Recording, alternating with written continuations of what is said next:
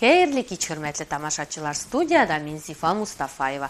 Сезнең сорауларыгыз буенча төзелгән кички ял концертын башлыйбыз. Кай вакыт Раббыбыз Аллаһы яраткан якыннарыбызны үзенә ала. Һәр барчабызга зур кайгылар килә. Кояшның нурын, көннең матурлыгын, ризыкның тәмен сизми башлыйбыз. Һич шиксез, бу бик тә авыр хушлашу булып тора. Нәкъ менә 2017 елның 28 апрель көнне безнең гаиләбезгә дә шундый кайгыны кичерергә туры килде.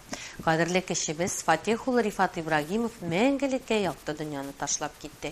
Ул Сергач районында гына түгел, күрше районнарда да күбесенә таныш кеше.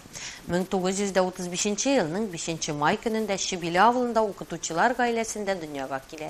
Мәктәпне тәмамлагач, 1954 елны Сергач педагогия училищена укырга керә. Аны тәмамлап Казан педагогия институтына керә. Һәм уңышлы бетереп тормышын туган җире белән бәйли. Ул як тарихчысы, Түбән Новгород татарларының биографик сүзлегенең уникаль басма авторы. Туган як газетасының нигез салучысы һәм аның беренче мактаулы мөхәррире.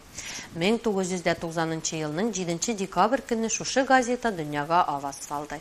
Әлегесе көнгә кадәр кадерле безнең шушы җимеше уңышлы гына эшләп килә. Хезмәтләре өчен ул күп төрле мактаулы хатлар, грамоталар, медальләр белән бүләкләнде. Иң горурлары хезмәт ветераны исеме Владимир Ильич Ленинның 100 ел тулу уңаеннан медале. Яше 84-кә җитсә дә ул күп планнар корып яшәде. Күпме эшләнмәгән эшләре калды. Кызганыч инде соң, үлем үкенечле була шул. Аеруча кадерлебез кебек шәхес кешене югалту бигрәк тавыр. Бу язмышыбызның, тормышыбызның ачы хакыяте. Вакыт дәвалый диләр. Юк, ул алай түгел. Йөрәгебездә зур ярабыз әлегесенә дә елап тора. Урының оҗмакта булсын, кадерлебез. Без сине бер кайчан да онытмабыз. Тыныч йокла якын кешебез. Тормыш иптәшең Клара, кызларың Диляра, Римма, Гүзәл, кияүләре онук-онукчыкларың. Туганларның хәлен белеп яшик. Исәннәрнең белик кадерен. Җир астында юллар булмаса да, онытмайык якын каберен.